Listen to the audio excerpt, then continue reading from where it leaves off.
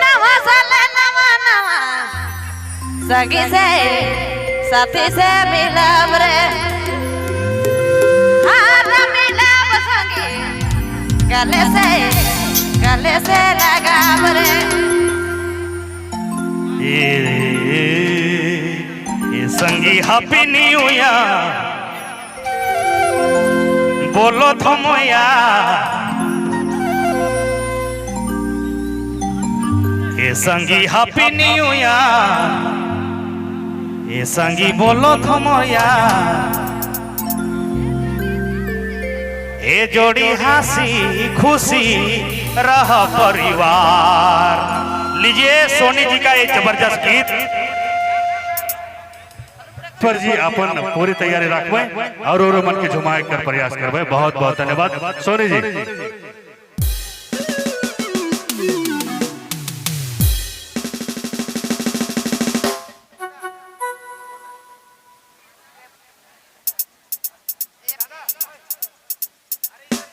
Hello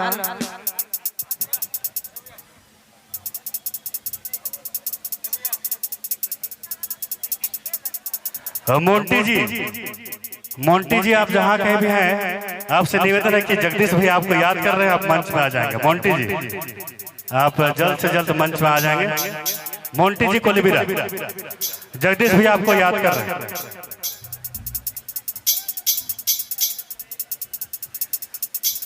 hello hello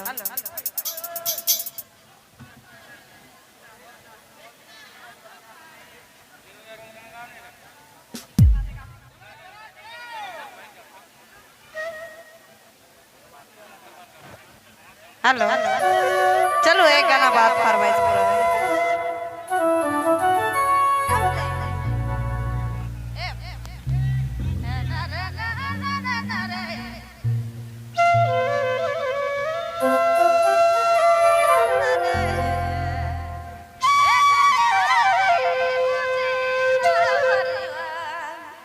hello ए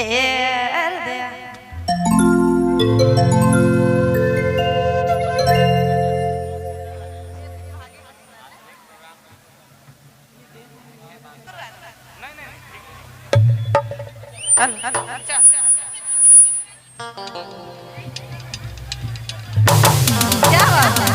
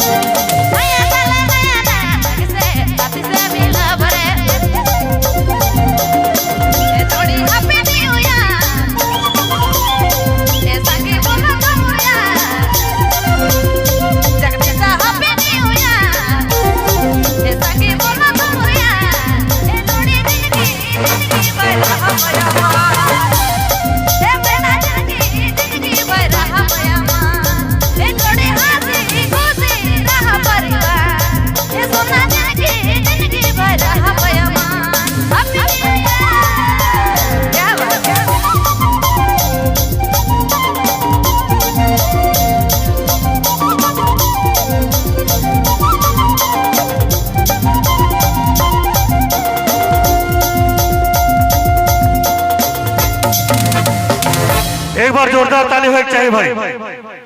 और इच्छे कहे ना सोनी कुमारी, क्या कहे ना सोनी कुमारी।